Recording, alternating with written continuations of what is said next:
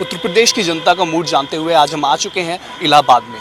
इलाहाबाद की उत्तर प्रदेश में एक अलग पकड़ है, एक अलग विख्यात में जाना जाता है। यहाँ पे संगम भी है, यहाँ पे हाई कोर्ट भी है। इस वजह से ये शहर उत्तर प्रदेश का एक अहम शहर है और यहाँ पे तमाम जो सरकार दावे करती है कि उन्होंने विकास कराया है और कानून व्यवस्था को काफ़ी सही से रखा है, इसी की पड़ताल करते हुए हम यहाँ पे आ चुके हैं और लोगों से ये जानने की कोशिश करेंगे कि जो ये सरकार के दावे हैं इनमें कितना दम है और ये असल में जो ज़मीनी स्तर पे कितने कारगर साबित हुए हैं। आपका नाम? इरफान अंसारी। इरफान अंसारी। इरफान जी, आप हमें ये बताइए कि उत्तर प्रदेश में पिछले 5 साल के दौरान कितना विकास हुआ और उससे आप कितना संतुष्ट हैं? इससे बड़ा मजाक कोई हो नहीं सकता। विकास के नाम पे सीधे सीधे झूठ बोला जा रहा है। किस तरह से झूठ बोला जा रहा है? झूठ ये बोला जा रहा है कि अभी जो जिस एक्सप्रेसवे का इन्होंने उद्घाटन किया है वो पूरी तरीके से बनी भी नहीं है। सिर्फ जो है फीता काटे थोड़ी दूर बना के 50-60 किलोमीटर बना के और उसके बाद उसको पूरा बना दिया है।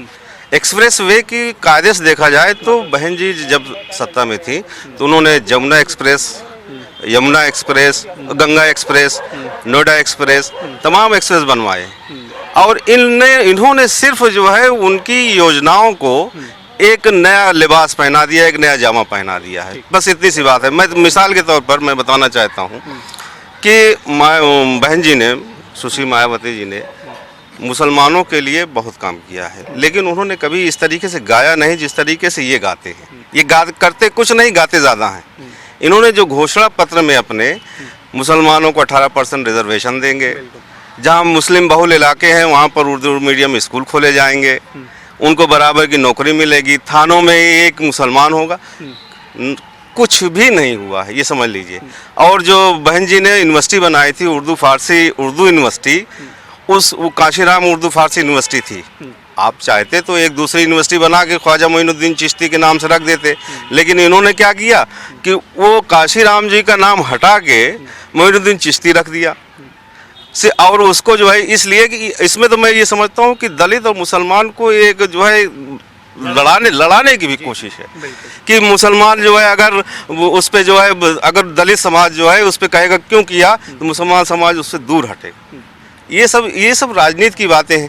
आप जो है अमित जानी जो मुसलमानों के खिलाफ बोलता है और बहन जी की जो है मूर्ति भी तोड़ी थी उसने, उसके ऊपर मुकदमे थे। रामशंकर कठेरिया के ऊपर मुकदमे थे, बलियान के ऊपर। तमाम ऐसे भाजपा नेता हैं जो मुसलमानों के खिलाफ बोलते रहते हैं, हमेशा सांप्रदायिकता फैलाते रहते हैं। उनका मुकदमा आपने वापस ले लिया। ये असल में जो पढ़ा लिखा समाज है वो इस वक्त देख रहा है, वो ये चाहता है कि हमें जो है आस्थान गांव नहीं चाहिए, हमें ज़ियाउल हक की हत्या नहीं चाहिए, हमें दादरी नहीं चाहिए, हमें मुजफ्फरनगर नहीं चाहिए, हमको शांति चाहिए। शांति अगर रहेगी तो सर्व समाज जो है वो विकास की राह पे चलेगा। सब विकास का पहला मुद्दा होता है कि शांति बनी रहे। और इनके पूरे पीरियड में वो आरटीआई की रिपोर्ट जो आई हो 527 से भी ज़्यादा जो है दंगे हुए हैं और हज़ारों लोग मरे हैं। और बहन जी के पीरियड में जो उन्होंने किया वो करके दिखाया है। और वो जो रिपोर्ट है वो 6 दंगे इन लोगों ने किसी तरीके से करवाने, लेकिन उसको जिस तरीके से उसी तरीके से दबा भी दिया गया। तो ये एक ऐसी चीज़ है कि जिसको आप ये देखिए कि अब मुसलमान, इसीलिए जो है मुसलमान, आप देखिए कि मुसलमानों में माइनॉरिटी में कोई ऐसा वर्ग नहीं बचा है जिन्होंने बहन जी का सपोर्ट नहीं किया हो इस बार। और बहन जी ने चूंकि इस बार पहली बार उन्होंने मुसलमानों के लिए बाकायदा जो है घोषणा किया है, अपनी मीटिंग में, अपनी रैलियों में कहा है, इस वजह से मुसलमान बुरी तरीके से जो है उनकी तरफ जा रहे हैं। और समाजवादी पार्टी का चेहरा जो है सामने आ गया है। ये कुनबों की लड़ाई में मस्त है, इनको ये जो है उसी में मस्त रहे। इसलिए जो देखिएगा वो जो है इनको पूरी तरीके से कहा कि जो है वो इलेक्शन में जो लोकसभा का इलेक्शन था 5 सीटें इनको मिली थी। इन 5 सीटों में 2 जगह से तो जो है, लेकिन अगर बीएसपी की बात की तो वो 0 पे सिमट गई थी। क्या बीएसपी लोकसभा चुनाव के दौरान 0 पे सिमट गई थी? नहीं, उस वक्त जो देखिए ऐसा है कि उस वक्त जिस तरीके से लहर थी और मोदी लहर थी, एक तो मोदी लहर थी, दूसरे ये है कि मुस्लिम जैसे आज मुसलमान जो है बहन जी की तरफ जा रहा है उस वक्त उस तरफ नहीं था, इस वजह से वो सिमट गई थी। आज करा लीजिए और आज देख लीजिए कि आज जो है सबसे बड़ी पार्टी होकर उभरेगी। बस बहुजन समाज पार्टी। इनका कहना है कि उत्तर प्रदेश के जो मुसलमान हैं और जो दलित है इस चुनाव में कहीं ना कहीं बीएसपी के सपोर्ट में नजर आ रहे हैं। उनके अलग अलग कहना है कि अब तक जो विकास हुआ है उसके बारे में उन्होंने अपने तरीके से बताया कि किस तरह से सिर्फ शिलान्यास कराया जा रहा है, पुराने कामों का पूरा नहीं हो पा रहे हैं। साथ में ही हम आपसे ये भी जानना चाह रहे हैं कि जिस तरह से जो अखिलेश सरकार है वो कानून उत्तर प्रदेश में कानून व्यवस्था की बात कर रही है, यूपी डायल 100 की बात कर रही है, इस तरह से तमाम वो अपने प्रोजेक्ट गिना रही है, विकास के दावे कर रही है। तो साथ में हम आपको ये बताइए कि एक तो विकास हुआ रोजगार का, बेरोजगारी का मतलब बेरोजगारी कम करने का, कानून व्यवस्था का, ये चीज़ें होती हैं, लेकिन दूसरी तरफ सरकार लैपटॉप दे रही है, स्मार्टफोन देने का दावा कर रही है। तो असल में जो जनता है उसे किस तरह का विकास चाहिए, क्योंकि सरकार के तो अपने अलग हथकंडे हैं, अपने अलग मायने हैं। बहुत सही सवाल है। ये बताइए कि आदमी रोज जो है जाके कहीं खाना खावे किसी के जो है रहमो करम पे, या कि खुद इस लायक बने कि वो 10 लोगों को खिला सके। ये लैपटॉप बांट देने से कुछ होने वाला नहीं। ये तो जो है ये बेरोजगारी का जो है गढ़ बनाना चाह रहे हैं।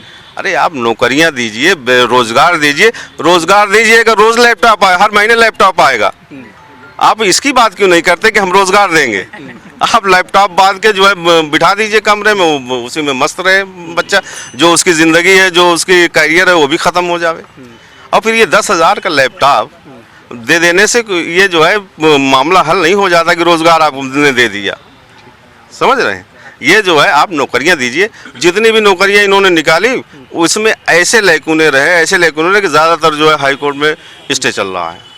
तो ये बात है कि जनता इन बातों को समझ रही है। सरकार कुछ भी घोषणाएं कर दे, दावे कर दे, लेकिन जनता ऐसा नहीं है कि उन चीज़ों को जांचती परखती है तब वोट करती है। तो इस हम लोगों से बात करें तो लोग अपनी समस्याएं बता रहे हैं, सरकार जो दावे कर रही है उनकी भी वो हकीकत है उसे भी खोल रहे हैं। हमारे साथ युवा भी है, युवाओं से जानने की कोशिश करेंगे कि उत्तर प्रदेश की एक देश में सबसे ज़्यादा आबादी है, तो युवा भी यहाँ पे सबसे ज़्यादा है। युवाओं की क्या आकांक्षाएं हैं और जो सरकार है उनके लिए क्या कुछ खास किया है अब तक, उसके बारे में जानेंगे। आप हमें सबसे पहले ये बताइए कि अखिलेश यादव ने युवाओं के लिए उत्तर प्रदेश में क्या कुछ खास किया है, और अगर आपकी जो आकांक्षाएं हैं कौन सी ऐसी बातें हैं जो सरकार ने अब तक पूरी नहीं की है? सर युवाओं के लिए तो उन्होंने जो भी कुछ लैपटॉप दिए, लेकिन कुछ समय तक 1 साल के लिए वादे रहे, फिर कुछ लोगों को फिर छाट दिया कि इसमें जो ग्रेजुएशन में जो एडमिशन लेगा उसी को दिए जाएंगे। फिर तो उसमें कुछ ही लोग फंसे, कुछ लोग नहीं फंसे। मतलब उनका ये रहा कि कम से कम लोग इस मुकाम में कम से कम लोग आए। तो ठीक है, इसके बाद अगले सिस्टम से अगले साल से सारी व्यवस्थाएं बंद कर दी। और रही बात युवाओं के लिए, तो युवाओं के लिए हम देखते हैं कि जिस तरह से मोदी साहब ने जिस तरह से जो भी कुछ किया, कौशल विकास वगैरह, मैं तो खुद कौशल विकास के अंतर्गत कुछ कर रहा हूँ। मारुति सुजुकी में मैं खुद जॉब कर रहा हूँ मैं, चूँकि कौशल विकास के तहत 2 साल की ट्रेनिंग देती है, इसमें डिप्लोमा सर्टिफिकेट देती है। इसके बाद किसी कंपनी में आप एम्प्लॉय जो हो जाते हो या फिर कुछ हो जाते हो। अभी जो भी बंदे हमारे पहली बैच जो भी निकली है, तो उसमें क्या बंदे को कुछ कंपनियों ने परमानेंट भी कर लिया है। तो इस तरह की कौशल विकास को बढ़ावा दे और अधिक से अधिक। तो अखिलेश सरकार ने आपके लिए कुछ ऐसी योजनाएं ली, आप योजनाएं गिना रहे हैं मोदी सरकार की यानी केंद्र सरकार की, लेकिन हम आपसे जानना चाह रहे हैं प्रदेश सरकार के बारे में कि प्रदेश सरकार कितनी सक्षम साबित हुई है आपकी आकांक्षाओं को पूरा करने में? अरे सर, सक्षम तो यही हुई है, सारी भर्तियां रोक दी या फिर भर्तियां रोक दी। जो भी भर्तियां हुई फ्रेश नहीं हुई, किसी कोई कोर्ट में चली गई। तो इस तरह के रहे तो बताइए आप युवा कितना खुश रहेगा, उससे कितना खुश रहेगा युवा।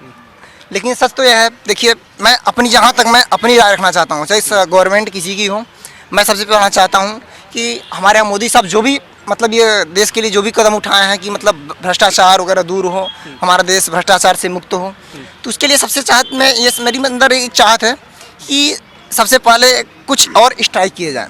जैसे कि जनसंख्या पर, पहली बात जनसंख्या पर स्ट्राइक होनी चाहिए कि चलो ये दूसरे आपके मुद्दे, इन पे भी बात करेंगे हम। और भी लोग हैं, हम राजनीतिक रूप में लोगों से जान लेते हैं कि उनकी वो क्या चाह रहे हैं। आप हमें ये बताइए कि विशेषकर इलाहाबाद में शिक्षा व्यवस्था के क्षेत्र में क्या कुछ खास हुआ है अखिलेश सरकार के दौर? मैं सूर्यकांत तिवारी, मैं तो 3 साल से इलाहाबाद में हूँ। यहाँ कई एग्ज़ाम वगैरह मैं फाइट करता हूँ, लेकिन एकदम फाइनल में मैं छट जाता हूँ। मुझे सबसे बड़ी दुख इस बात की है कि मुझे लगता है कि इतनी बड़ी आगे जाके जब छोटी छोटी परीक्षाओं में धांधली हो जाता है, तो बड़ी जब परीक्षाओं में धांधली हो जाता है तो छोटी परीक्षाओं का क्या कहा जाए। युवा एकदम बेरोजगार है। कोई भी सरकार आती है, बोलती है कि हम युवाओं के लिए ऐसा कार्य करेंगे, लेकिन सक्सेस नहीं कर पाती है। क्योंकि सबसे बड़ा चीज़ मुद्दा ये है कि युवाओं को नौकरी चाहिए, किसानों के लिए कुछ विकास चाहिए, सुविधा चाहिए, रोड का सुविधा, जल का सुविधा, बिजली का सुविधा, यही सब होना चाहिए। लोग नेता आते हैं अपना विकास का मुद्दा दिखा के 6 महीने में जनता को मोल्ड करके और उनसे वोट लेके और जीत के अपना चले जाते हैं लखनऊ, दिल्ली, जहाँ तक उनको जाना होता है। लेकिन युवा को सबसे पहले देखना चाहिए कि युवा को किस स्थिति में पहुंचाना है। इस बात का सबसे अच्छा लोगों का अहम मुद्दा बनाते हैं लेकिन कर नहीं पाते हैं। और जो अखिलेश सरकार हैं, भर्तियां तो बहुत निकालें लेकिन धांधली हुई, उसमें लोगों को जनरल के कोटे में डाल दिए गए। क्या जनरल में, मैं कहना चाहता हूँ, इतना क्यों धांधली हुई जनरल वालों के साथ, और फ्रेश भर्तियां नहीं हुई, यही सब मैं कहना चाहता हूं अपनी बातों से। भर्तियां तो लाई सरकार लेकिन धांधलीबाजी भी खूब हुई, ये लोगों का कहना है। और ये बात सही भी है कुछ हद तक, क्योंकि कुछ रिपोर्ट्स ऐसी आई हैं कि विशेष तौर पे एक समुदाय के लोगों को उत्तर प्रदेश में, चाहे वो पुलिस हो या फिर दूसरी जो IAS या दूसरी IPS की जो भर्तियां हैं, उनमें तरजीह दी गई। तो कहीं ना कहीं ये एक बड़ा मुद्दा है उत्तर प्रदेश में। और जो आज के युवा हैं और वो इन बातों पर गौर करते हैं और उनके ध्यान में है ये बातें, ये मुद्दे, कि सरकार जिस तरह से जो ये वैकेंसी तो निकाल रही है लेकिन जिस तरह से एक तरफा लोगों को, एक विशेष समुदाय को तरजीह दी जा रही है, इससे वो नाखुश भी है। और भी लोग हैं, उनसे जानने की कोशिश करेंगे कि उनके क्या मुद्दे हैं, उनकी क्या आकांक्षाएं हैं। आप हमें ये बताइए कि अब तक जो अखिलेश सरकार रही है वो उत्तर प्रदेश में कानून व्यवस्था को कायम करने में कितनी साबित हुई है? सर बिल्कुल फेल साबित रही है। फेल साबित हुई है, ऐसा क्यों कह रहे हैं आप? ऐसा क्योंकि आप आए दिन पढ़ते होंगे पेपर में, न्यूज़ में कि फलां लड़की वहाँ से जा रही थी, हाईवे पे गैंग रेप हो गया, रेप हो गया और उसके ऊपर तेजाब छिड़क दिया गया। इस तरह की घटनाएं आम सी हो गई हैं, बिल्कुल आम सी। मतलब नॉर्मल, मतलब जैसे कि अगर कोई लड़की जा रही है हम उसको छेड़ दें तो कोई बात नहीं, कोई दिक्कत नहीं। ये इनकी उपलब्धि है इस सरकार में। जी, तो कानून व्यवस्था को लेकर युवाओं में काफ़ी रोष है। उनका कहना है कि जो सरकार है वो महिलाओं को विशेष तौर पे उन्हें सही से जो सुरक्षा है वो प्रदान नहीं कर पाई है। और भी लोग हैं, उनसे जानने की कोशिश करेंगे। उत्तर प्रदेश में, देश में सबसे ज़्यादा दंगों का दाग उत्तर प्रदेश के ऊपर लगता है कि पिछले 4 साल के दौरान 400 से अधिक दंगे हो चुके हैं। तो क्या लगता है कि जो ये सरकार है वो इस तरह की गतिविधियों पे अपना बढ़ावा दे रही है या फिर जो कानून व्यवस्था है उस पर वो सही से लगाम नहीं कस पा रही है? जहाँ तक ये दंगों के बढ़ावा देने की बात है तो और भी सरकार के ज़माने में यहाँ पे दंगे हुए हैं। और जहाँ तक बात करेंगे, यहाँ पर लगता है मायावती बहन जी के कुछ ज़्यादा ही समर्थक हैं। तो मैं बताना चाहूँगा, जहाँ तक रोजगार की बात है तो लोकसभा के चुनाव में भी रोजगार की घोषणाएं आई थी, लेकिन वो भी आज भी कायम हुई नहीं, कायम हुई। तो हर सरकारें हर मुद्दा, हम जाके किसानों को भी अपना रोज चुनाव का मुद्दा बनाती हैं, उन पर राजनीति करना शुरू कर देती हैं। तो ऐसा कुछ नहीं है, सिर्फ ये बात बनाते हैं, घोषणा करते हैं और कुछ होने वाला नहीं है, बस यही कहेंगे। तो आपको क्या लगता है उत्तर प्रदेश में ऐसी कौन सी पार्टी है जिस सरकार के दौरान ये चीजें सही हो सकती है? जहाँ तक मैं गांव से बिलोंग करता हूँ, यहाँ मैं महेश यादव माही इलाहाबाद विश्वविद्यालय का छात्र हूँ। तो गांव में अभी भी मैं गया था तो यही बात देखा जाता है कि जो किसानों के लिए नरेगा के तहत किसानों को साइकिल दी जा रही है, ये अखिलेश जी ही तो कर रहे हैं। अच्छा। उनको पेंशन दी जा रही है, हमारी बहनों को 500-500 रुपए का पेंशन दी जा रही है माताओं को, और इससे भी सुविधा क्या हो सकती है? तो पेंशन दी जा रही है, लेकिन साथ में ये भी देखने को मिलता है कि पेंशन सिर्फ 2 महीने दी जाती है, फिर इलेक्शन से 2 महीने पहले शुरू की जाती है। तो इस तरह से जो ये सरकार दोहरा रवैया अपना रही है, कहीं ना कहीं इससे भी तो सवाल खड़ा होता है ना। यहाँ तक तो हमें पता है कि हमारी माता जी को भी पेंशन मिल रही है, 2 महीने से नहीं, लगभग 2-3 साल से भी मिल रही है। और आप ये गलत साबित कर रहे हैं कि 2 महीने से पेंशन मिल रही है, गलत नहीं। लोगों का कहना है, हम लोगों के जो फीडबैक आ रहा है उसके अनुसार आपको बता रहे हैं। और साथ में ये भी लोगों का कहना है कि जिस तरह से कानून व्यवस्था है उत्तर प्रदेश में, UP डायल की घोषणा तो कर दी लेकिन वो कहीं ना कहीं सही से काम नहीं कर रही है, सिर्फ दावे होते आ रही है। कहूँगा कि जो पेंशन की बात कर रहे हैं हमारे छोटे भाई, ये बहन जी के जमाने में महामाया पेंशन योजना के नाम से बहन जी ने चलाया था। वर्तमान गवर्नमेंट ने उसका नाम बदल करके केवल पेंशन, समाजवादी पेंशन योजना, चूंकि ये इनकी नीतियां रही हैं कि बहन जी ने भारतवर्ष में जन्मे जितने भी महापुरुष नायक और नायिकाओं के नाम पे कहीं जिले का नामकरण किया, कहीं जो है ब्लॉक का नामकरण किया, कहीं विद्यालय, कहीं डिग्री कॉलेज, कहीं यूनिवर्सिटी। तो हमारे वर्तमान मुख्यमंत्री जी जो इस समय कांग्रेस के गठबंधन बैसाखी पे चल रहे हैं, इन्होंने उन महापुरुषों का नाम बदल करके अपने नाम का नामकरण किया। बाकी इन्होंने ऐसा प्रदेश में कोई ऐसा नहीं काम किया जिससे गरीब, बेरोजगार, महिलाएं सुरक्षित हो, आम आदमी को किसी प्रकार का न्याय मिल सके। क्या जवाब देंगे इस बात का? इस बात का जवाब दूंगा कि जहां तक गठबंधन की बात है तो यहाँ की जो जनता है, जो कांग्रेस पार्टी या समाजवादी पार्टी है, उसके बीच में ये गठबंधन हुआ है, क्योंकि एक लोकतंत्र में समाज को अच्छे दिखाने की बात है। तो और जहाँ तक अखिलेश सरकार ने अगर इतने विकास कार्य किए थे, लोगों को इतनी सुविधाएं दी थी, तो 300 सीट का वो ये भी दावा कर रहे हैं कि 300 से ज्यादा आ जाएंगी, तो फिर गठबंधन क्यों? जो गठबंधन इसलिए किया है क्योंकि कांग्रेस उनका समर्थन देना चाहती है, अच्छे लोगों का अच्छा लोग समर्थन देंगे। समर्थन की तो जब जरूरत पड़ेगी जब अपने दम पे हो।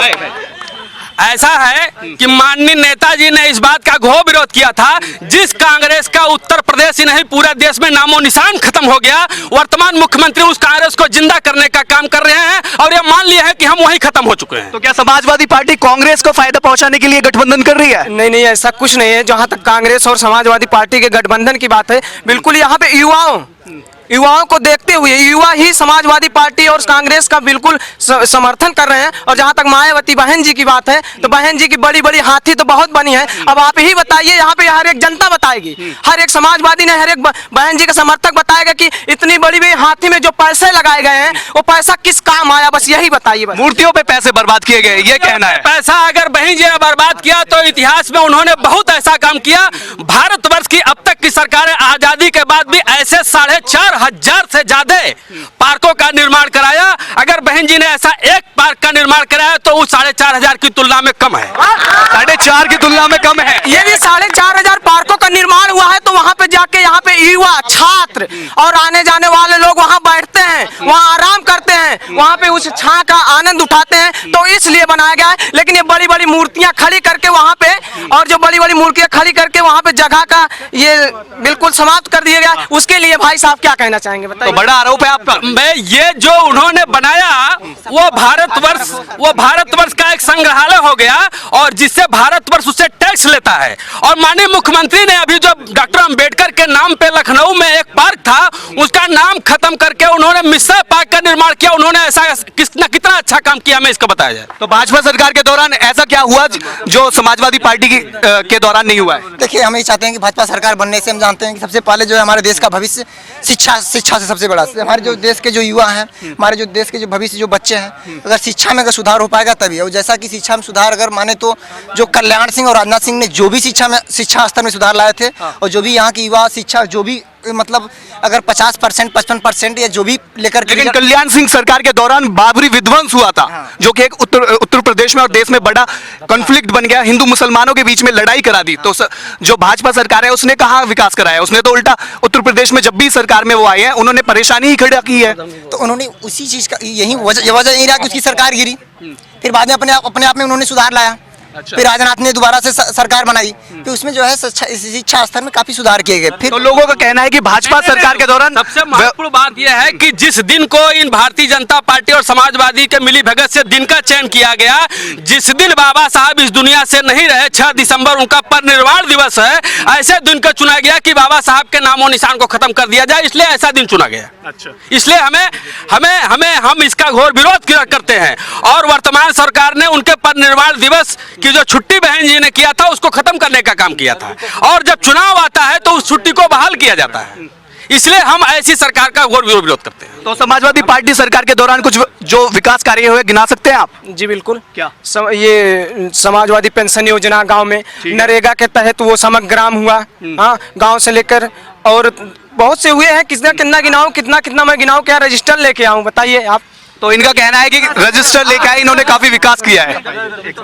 ऐसा है कि इन्होंने जब कुछ किया ही नहीं है, इनको कुछ मालूम ही नहीं, ना इनके नेता को मालूम है, ना भाई को मालूम है। वो केवल जो है बहन जी के किए हुए कार्यों का नाम बदल करके अपना नाम बदल दिया। आप कुछ कह रहे थे? कुछ नहीं किया। मैं मेवालाल गौतम, जैसा कि छोटे भाई यादव जी ने कहा कि मूर्तियां बनवा दी बड़ी बड़ी, उसका क्या उपयोग?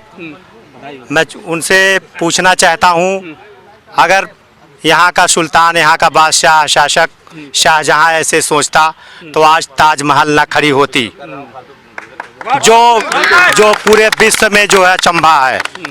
तो मैं ये भी कहना चाहता हूँ, जब से ये पार्क या मूर्तियाँ या दर्शनीय स्थल बने हैं, उसका टैक्स आ रहा है, और उस टैक्सों को वर्तमान गवर्नमेंट जो अखिलेश सरकार जी हैं उनके निधि में जा रही है, इस सरकार के निधि में जा रही है। तो उसको जो है जैसा चाहे जहाँ करें, डाइवर्ट करें उस पैसे को, या विकास में लगाएं, या चाहे जो करें। और एक बात और है, ये सरकार जो वर्तमान में 5 साल चली है, ये कब्जा जमाऊ सरकार है, जमीन हड़पो सरकार है। मथुरा में आपने देखा राम वृक्ष यादव गाजीपुर से आता है और तलवार अपना म्यान में और तमाम असलहे AK-47 तमाम राइफल मिलता है। वहाँ ये भारी जमावड़ा करके और जय गुरुदेव का तथाकथित ये जो है चेला निकलकर वहाँ लाखों हेक्टेयर जमीन कब्जा करता है और हमारे जो है नौजवान पुलिस अधिकारियों के वहाँ जो है मर्डर होती है। ये कैसा जो है विकास है उत्तर प्रदेश में, आप लोग बताइए। जो है ये सरकार जमीन हड़पो सरकार है, जमीन कब्जा सरकार है। जो है जहाँ तक की जो है बात बहन जी की सरकार आने की बात है, तो इन्होंने कहा कि यहाँ बहुजन समाज पार्टी के लोग ज़्यादा समर्थक हैं। अरे मैं भाई ये भी कहना चाहता हूँ, यही नहीं समर्थक है, पूरे उत्तर प्रदेश में एकदम जन सैलाब उमड़ पड़ा है बहन जी के लिए और ये सरकार बन के रहेगी। और 300 क्या देख लीजिएगा रिजल्ट। तमाम दावे जो मनवादी मीडिया हैं, घोर उपेक्षा बहुजन समाज पार्टी करते हैं, इनके दावे फ्लॉप हो जाएंगे और यहाँ पूर्ण बहुमत से सरकार बनेगी। ये बड़ा आरोप लगा है कि सरकार के बासिंदे ही सरकार के और पार्टी के खिलाफ नजर आ रहे हैं। पहले राम वृक्ष यादव, जिन पे साफ तौर पे कहा जा रहा था कि वो अखिलेश यादव और मुलायम सिंह यादव के करीबी थे, लेकिन और साथ में बाहर के बासिंदों की ही क्यों बात करें, जब मुलायम सिंह के बेटे ही अखिलेश यादव उनके खिलाफ खड़े हो गए, उनके जो वो कह रहे थे उसके खिलाफ खड़े होकर उन्होंने पार्टी बनाने की बात करने लगे, कांग्रेस के साथ गठबंधन कर लिया। ये बड़ा आरोप आप पर लग रहा है। देखिए सर, सीधे सीधे मैं बस एक बात साफ कर दूं कि ये जो आरोप लगा रहे हैं वो समाजवादी लोगों पर आरोप नहीं लगा रहे हैं, उनके व्यक्तिगत नेतृत्व पे। और मैं बात कहूंगा कि नेताओं पे जो आरोप लगाते हैं वो किसी व्यक्तिगत या किसी विशेष व्यक्ति पर आरोप लगाने का किसी का कोई अधिकार नहीं है। और जो ये विकास की और मायावती बहन जी की बात है, और बहन जी जब यहाँ से मुख्यमंत्री बन जाती हैं तो गांव की जो किसान दिन भर जाते हैं खेतों में काम करते हैं, दिन भर पसीना आता है उन्हें, और जब पसीना आता है तो उन्हें जब वो 2 दिन बाद नहाते हैं तो उनके शरीर से बदबू आती है, उन्हें लक्स और साबुन और लिपस्टिक की आवश्यकता नहीं होती है, सिर्फ वो खेतों में किसानी करते हैं। उसके लिए हमारे मुख्यमंत्री जी ने किसानों को सिंचाई माफ कर दी है, जाके गांव में पूछिए। लेकिन आपके अखिलेश यादव भी तो इस बार लोक लुभावन वादे कर रहे हैं, स्मार्टफोन की बात कर रहे हैं, घी देने की बात कर रहे हैं, ये तो आप भी कर रहे हैं उल्टा काम। ये घी देने की बात है तो ये बात ठीक है, प्राइमरी में जाके देखिए गांव की, मैं शहर की प्राइमरी की तो बात नहीं कर रहा हूँ, गांव की प्राइमरी में जाके देखिए आज फल फ्रूट बट रहा है कि नहीं, खाना मिल रहा है कि नहीं, यहाँ पे घी जाके मिलेगा। आपका क्या कहना है इस बारे में? देखिए ऐसा है कि ऐसे कहने की बातें तो बहुत है। अभी चूहा मरा हुआ मिला हुआ था, चूहा मरा मिला हुआ था, तो ये अब इसके लिए ये बड़ा आरोप। एक मिनट, चूहा मरा मिला हुआ था, इसके लिए अखिलेश यादव जिम्मेदार नहीं है, प्रशासन तो जिम्मेदार है, वहाँ के ग्राम प्रधान जिम्मेदार है, वहाँ के पार्षद जिम्मेदार है कि वहाँ पे चूहा मिल रहा है कि क्या मिल रहा है। अब बताइए अखिलेश यादव वहाँ पे चावल ला के 1 बोरी थोड़ी देंगे। नीचे कानून व्यवस्था में इनका कहना है कुछ भी हो ऊपर वालों को कोई फर्क नहीं पड़ता। देखिए ऐसा है, बोलिए आप। देखिए ऐसा है कि ये जो बात कह रहे हैं कि अखिलेश की जिम्मेदारी नहीं है, वो बोरा ला के थोड़ी रख देंगे। मामला ये है कि जहाँ पर अखिलेश की जिम्मेदारी वहाँ पर उन्होंने क्या किया। निमेश कमीशन रिपोर्ट जब बैठी, खालिद मुजाहिद की पुलिस कस्टडी में उसको जान मार दिया गया। उसमें निमेश कमीशन की रिपोर्ट आई थी, उसमें निमेश कमीशन की रिपोर्ट आरडी निमेश कमीशन ने ये अपनी रिपोर्ट सबमिट किया था कि खालिद मुजाहिद को बेकसूर जो है पकड़ा गया है, ये बेकसूर है, वो जो है पुलिस की कस्टडी में मार दिया जाता है। उसकी इंक्वायरी आज तक 2013 में मरा है वो, उसकी इंक्वायरी आज तक नहीं हुई है। अभी 3-4 रोज हुआ जो है लखनऊ हाई कोर्ट में एक रिट दाखिल हुई है, तो उसमें सारे लोग बुलाए गए। अरे अभी ये मूर्ति की बात कर रहे हैं। ऐसा है कि वो जो हाथी की मूर्ति बनी है वो पूरे पार्क का जितना बजट है वो पूरे पार्क का बजट ला के सिर्फ हाथी पे फोड़ देते हैं। और जो है यहीं पर जब वो भाजपा के लोग जब जो है वो पटेल की मूर्ति बनाते हैं और भी मेड इन चाइना स्वदेशी की बात करते हैं और चाइना से मंगवाते हैं उसे, चाहे और 7,500 करोड़, उस पर कुछ नहीं हुआ।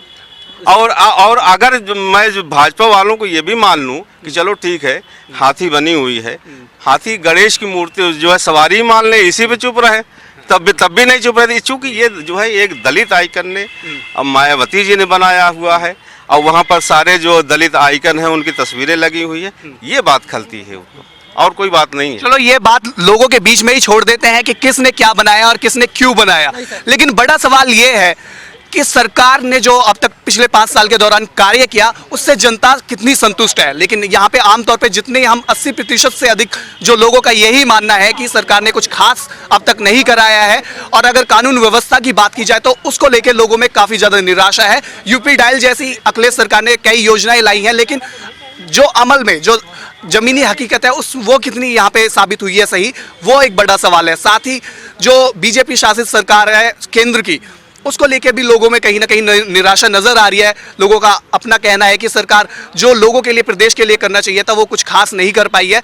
लेकिन आने वाले चुनाव में जो सरकार किसकी बनती है, किस पार्टी की स्थिति मजबूत होती है, वो तो हम नहीं कह सकते, लेकिन जो यहाँ पे लोगों का रुझान है वो साफ तौर पे बीएसपी के पक्ष में नजर आ रहा है। और आने वाला वक्त यही बताएगा कि उत्तर प्रदेश में किसकी सरकार बनती है। कैमरा पर्सन रैन प्रताप के साथ मैं अंकित नागर, नेशनल दस्तक, इलाहाबाद।